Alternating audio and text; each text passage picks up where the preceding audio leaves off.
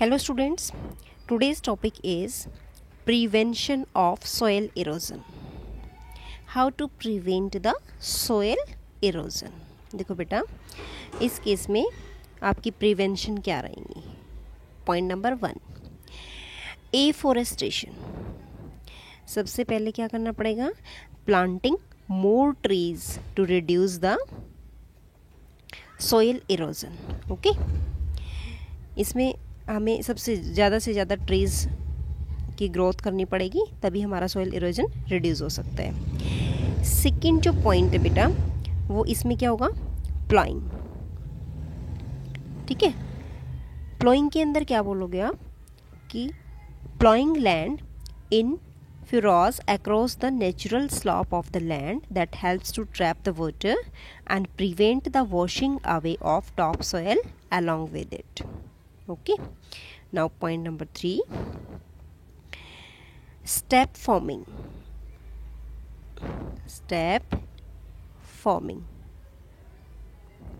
Farming. ठीक है, step farming में क्या होगा बेटा? जो फार्मर्स जो होते हैं that form a series of step. ठीक है, वो छोटी छोटी वो बना देते हैं ना, वॉल्स सी बना देते हैं कि भाई छोटी छोटी ऐसी सीरीज में. ठीक है, that form a series of steps by making the horizontal strips supported by the walls to catch the descending water. It gives the water sufficient time to percolate into the soil and nourish the crop. जैसे ऐसे छोटे छोटे वो बना देते हैं ऐसे, तो इसमें जो भी पानी जो होता है वो इसी के अंदर सफिशिएंट अमाउंट में न्यूट्रिएंट्स और वाटर यहाँ पे मिलता रहेगा और जो सोयल है वो ग्रो करती रहेगी. Okay, now the fourth point क्या है बेटा? Soil cover.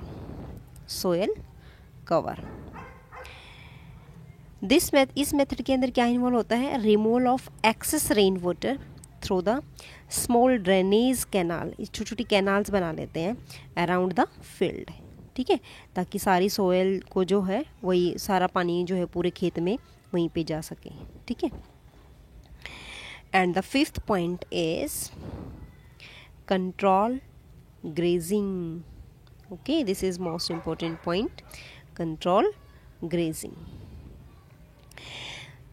जो ग्रासेस होती है ना, grasses tends to bind the soil particles to prevent the corrosion. अगर मिट्टी वाली जगह पे अगर घास उगी होती है तो सोइल इरोजन वहाँ पे सबसे कम होता है. ठीक है, वो सोइल इरोजन को प्रिवेंट करने के लिए ही पूरा जो है वेजिटेटिव होना ज़रूरी है. ठीक है, if over grassing is allowed then grasses are uprooted and soil get eroded. So excessive grazing should be prevented. Okay, so these are the 5 prevention of soil erosion. Okay beta, now the next topic is biogeochemical cycle. देखो बेटा, इसमें क्या है? biogeochemical cycle means transfer of matter and energy between the biotic and abiotic component of the biosphere. अब बेटा इसमें क्या होता है? जो आपका बायोटिक होता है वो क्या होता है? लिविंग ऑर्गेनिजम्स होते हैं. और ए बायोटिक कंपोनेंट्स कौन सा होता है? जो नॉन लिविंग कंपोनेंट्स होते हैं, like soil, rock, air and water. ठीक है, यही क्या करते हैं? बायोस्फीयर को डायनामिक बनाते हैं और तभी एक स्टेबल सिस्टम बनता है. So this type of cyclic flow बनता है एक. ठीक है, which involves the transfer of matter and energy between the different component of the biosphere. This is called as biogeochemical cycle. Okay बेटा, अब नेक्स्ट क्या है कि there are 4 major nutrients are present. अब न्यूट्रिएंट्स कौन कौन से हैं? देखो, मेजर न्यूट्रिएंट्स कौन से हैं हमारे नेचर में? जो होता है most important nutrient is carbon. फिर क्या है बेटा? Hydrogen, oxygen, and nitrogen, okay, that constitute 95% of the mass of the living organisms. So these nutrients that are cycled again and again, okay.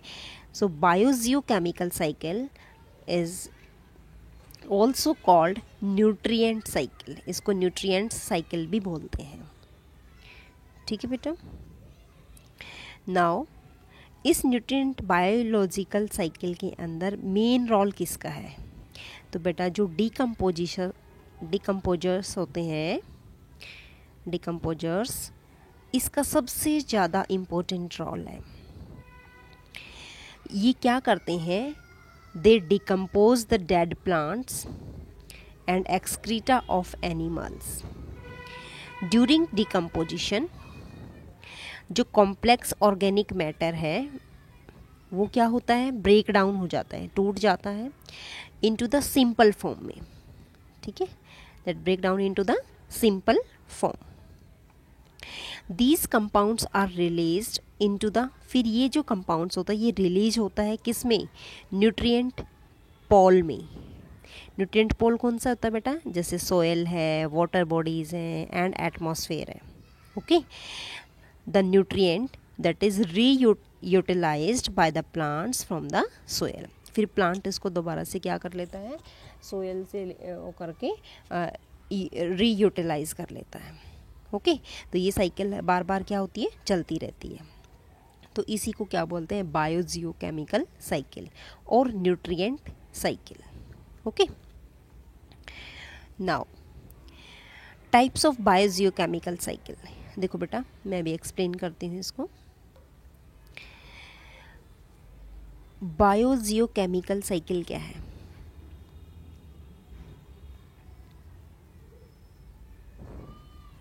ये आपकी दो टाइप की साइकिल होती है, ठीक है। इसके बेसिकली दो ग्रुप होते हैं, एक होता है बेटा गैसियस बायोजियोकेमिकल साइकिल और दूसरी जो होती है वो होती है सेडिमेंट्री, ठीक है। तो देखो इसमें क्या होता है, जो आपकी गैसियस बायोजियोकेमिकल साइकिल होती है ये बहुत ही क्विक होती है, जल्दी होती है और परफेक्ट सिस्टम होते हैं with their reservoir in the atmosphere और हाइड्रोस्फीयर, ठीक है। इसमें हम ले लेते हैं साइकिल ऑफ नाइट्रोजन की साइकिल, कार्बन, ऑक्सीजन जो अभी हम इस चैप्टर में पढ़ेंगे ना, और हाइड्रोजन। तो ये सारी जो है इसी गैसेस के अंदर ही इंक्लूड है। अब आती है सेडिमेंट्री, कौन सी होती हैं? ये बहुत स्लो होती हैं और इनका सिस्टम बहुत परफेक्ट नहीं है, ठीक है, तो लेस परफेक्ट सिस्टम है, ठीक है। तो इसमें जो साइकिल्स होती हैं वो आपकी आती हैं फास्फोरस, सल्फर, पोटाशियम, कैल्शियम, ठीक है, फास्फोरस, सल्फर, पोटाशियम और कैल्शियम, ठीक है। तो अब हमारे जो सिलेबस में है वो बेटा सिर्फ गैसियस बायोजियोकेमिकल साइकिल्स है, ओके। तो इनको हम 1 बाय 1 पढ़ेंगे, ठीक है। सेडिमेंट्री अपने सिलेबस में नहीं है। This is the water cycle, ठीक है। देखो बेटा वाटर साइकिल में क्या है, इसमें there is a constant exchange of water between the air, land, ocean and living organisms. ये पूरा जो है सर्कुलेशन दिखाया हुआ है, ठीक है। The whole process by which the water evaporates and falls on the land, water evaporate होके लैंड पे आता है as in the form of rain, ठीक है, and then later flow back into the sea, ठीक है, फिर से किस में चला जाता है? समुंदर में चला जाता है, ओके, और रिवर्स में भी चला जाता है। So this is the water और हाइड्रोलॉजिकल साइकिल, इसको हम क्या बोलते हैं? हाइड्रो का मतलब क्या होता है बेटा? वाटर ही होता है, ठीक है, हाइड्रोलॉजिकल साइकिल बोलते हैं इसे हम, ओके। तो देखो अब इसमें क्या होता है, When the water bodies are heated during the day, अगर वाटर बॉडीज़ को हम हीट करते हैं डे टाइम में तो large amount of water evaporate होता है and then rise up. Some of the water vapors that get into the atmosphere due to the biological activities like transpiration and respiration, ठीक है। Transpiration और respiration के through क्या होता है ये? हमारे उसमें वापस से चला जाता है, ठीक है, एटमॉस्फेयर में चला जाता है ना। फिर क्या होता है वहाँ पे, as the water vapour rises it cools, वो जैसे ऊपर जाता है कूल होगा, कंडेंस होगा, और टाइनी ड्रॉपलेट्स में क्या करेगा, देखो जैसे ये यहाँ पे वाटर था सपोज, ये क्या करेगा, इवेपोरेट होगा, ठीक है। तो यहाँ पे जो वाटर वेपर राइज करेगा यहाँ पे कूल और कंडेंस करेगा, तो ये कंडेंसिंग वाटर वेपर्स लिखा हुआ है, ठीक है बेटा।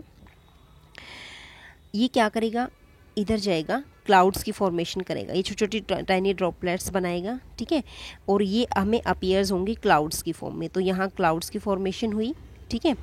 When the tiny droplets of water join together to form a bigger drops of water, and फिर ये छोटी छोटी, ये देखो बड़ी ड्रॉप्स में वो होके और क्या आ जाएगा, they fall down as the rain और स्नो और रेन की फॉर्म में ये हमें यहाँ पे मिल जाएगा, okay.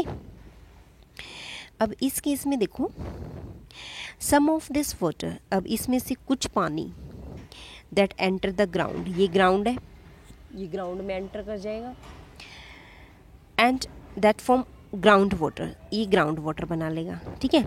When the water flow from the land to the sea, जब लैंड से सी में गया, फिर ये जो पानी है अब ये कहाँ से जाएगा, अब ये सी की तरफ चला जाएगा, ठीक है, समुद्र में जाएगा, तो it carries many nutrients and minerals which are used by the marine organisms, ठीक है।